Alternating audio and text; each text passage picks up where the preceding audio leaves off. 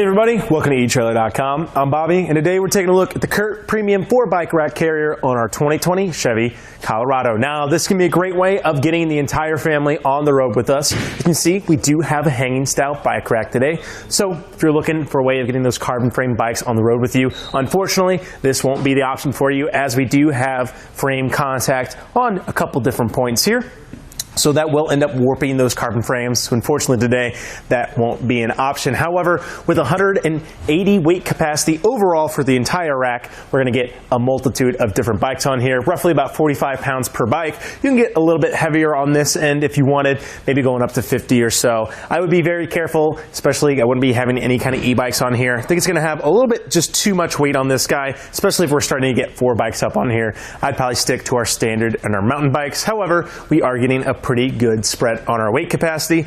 Now, the thing with hanging style bikes, a lot of times that you run into is that you can, yes, get most of your standard bikes up on here. However, we start having a lot of issues with those step-through bikes and those kiddo bikes, and even sometimes those women bikes. They have a little bit of an issue getting this 3-point contact to work on their frames. However, as you can see, we do have a tapered design here. So we're getting a wide offset on our upper arms here, getting us most of our standard bikes. And then as you can see, we do narrow down on our inches here. That's going to be doing a really good job of getting those kiddo bikes in here, hopefully some of those step throughs, some of those other bikes, eliminating our need for a bike adapter bar. Now, a lot of hanging styles, you usually have to pick one up. They just make it to where we actually are making that frame contact. However, with this, we eliminate the need for that additional purpose. Why that can be great, those bike adapter bars can be easy to lose. You know, the kiddos all of a sudden take it off. Now that's another thing to find right before we just want to head out. So for this, getting this with us today can eliminate the need to find that, making it way easier to get rolling on those weekends, a lot less headaches overall. So I really like that. For me, this is really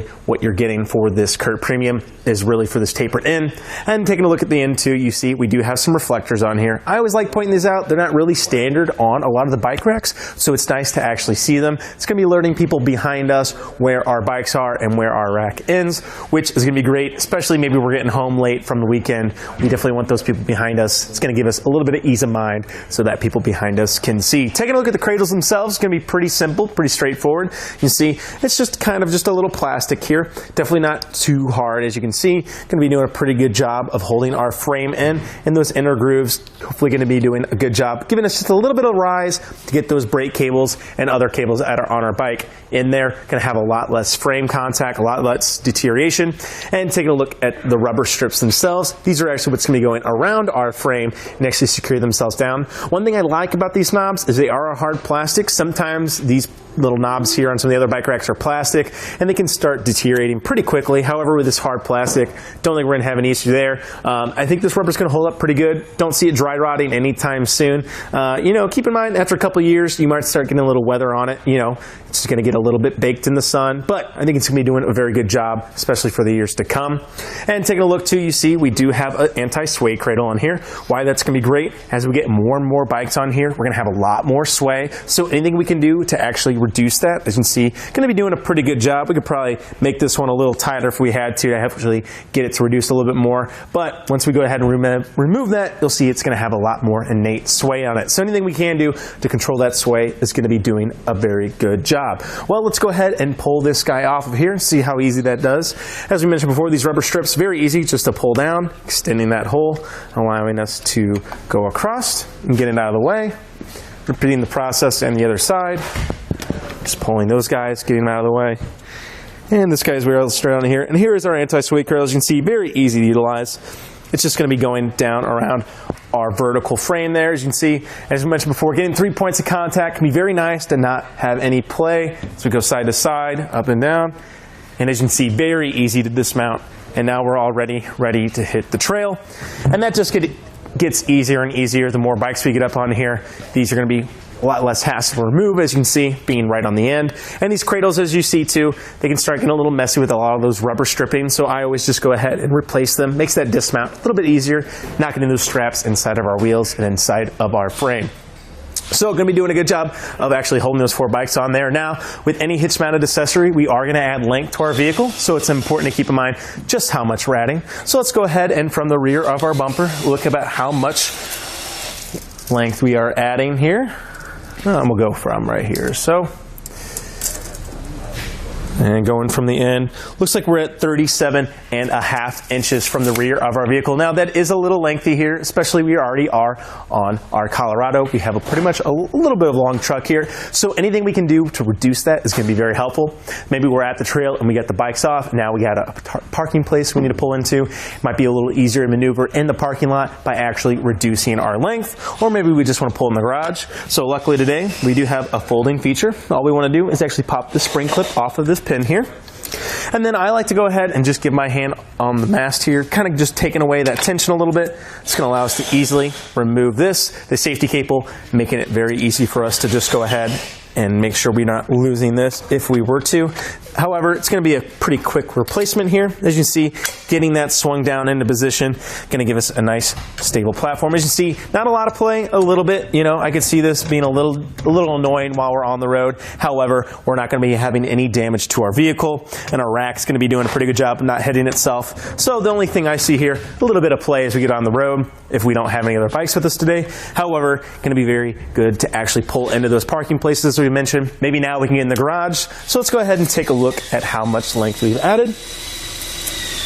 And it looks like for today, at the end of here, it's going to be our longest, so at 13.5 inches to the back of our mast there. Going to be doing a really good job of actually shortening that down. Keep in mind, you are getting a lot of bikes on here when it is fully extended, so it's nice that we can actually condense this, pull it in the garage, and not have too much to worry about. Make sure we're moving those bikes, however, of course, as we are pulling that in, don't want to have any damage to them. And another thing at the back end here too, when we actually do have all 4 of our bikes, a great way to actually reduce that sway, you can pick up another anti-sway cam buckle. CURT offers one of those as well. Can be a great option of actually securing all of our bikes together and just running that through there. Can really help reduce that sway, keep them in line together. So it's nice we get a little contact point as well. And here you could also maybe put a cable lock onto. Unfortunately, it doesn't come with a cable lock. You can definitely pick one up. I definitely recommend it if you're wanting that security to keep your bikes to our rack. Now another great thing with this too, we are in our Colorado. We want to access the back of our truck bed. So we have a way to actually do that today, hopefully. So we can actually go ahead and tilt this away.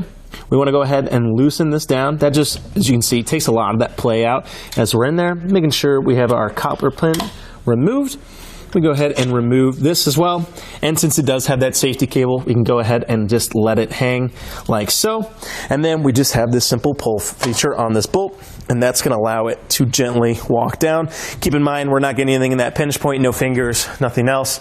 And just like so, we can go ahead and lower down our back. As you can see, gonna have a little bit of contact right here in the lever, so I definitely wouldn't be putting any kind of weight on here. We will be putting the weight right on this, so I wouldn't want to damage that plastic at all.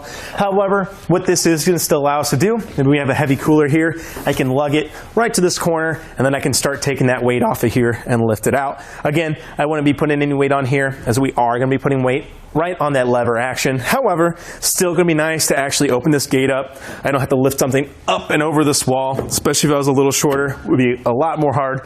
So it's going to be nice to actually reach in here, get anything we need. But just keep in mind, we're not going to get that full weight on the back of that tailgate. And to re-put it in, it's going to be very easy. We just want to walk it up, open that bolt, allow it to find itself, and we can go ahead and replace this pin rather quickly. And again, as we mentioned, that cable lock being right there is very nice. I am very forgetful.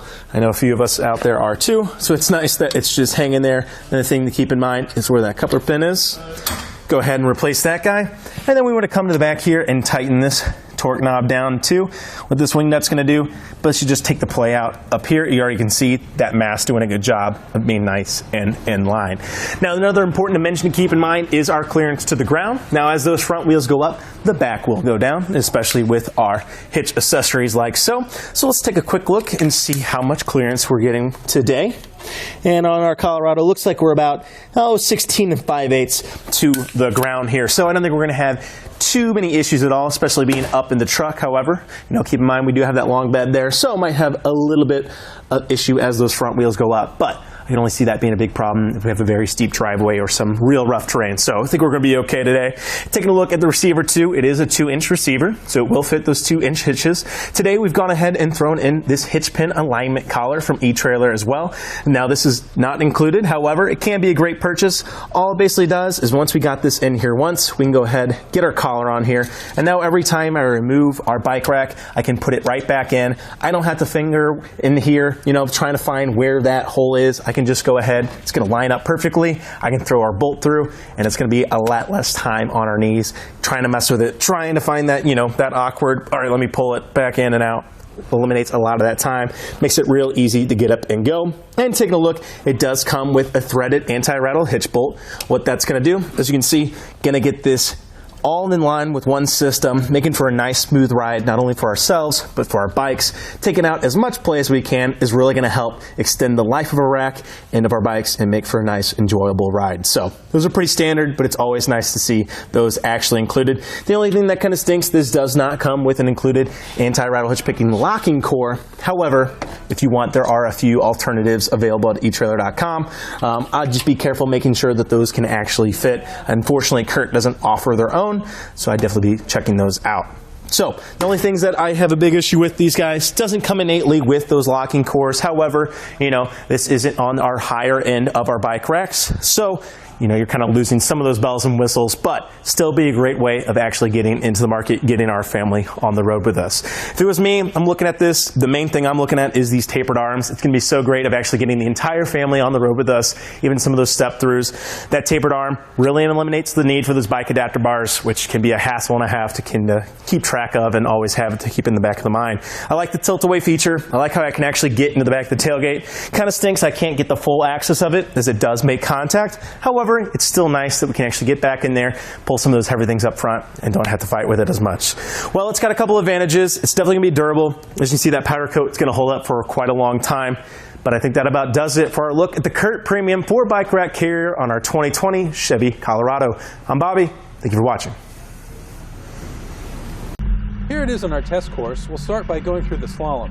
This is going to show us the side-to-side action, which simulates turning corners or evasive maneuvers. Next, we're at the alternating speed bumps, which we'll see the twisting action. This will simulate hitting a curb or pothole or driving over uneven pavement.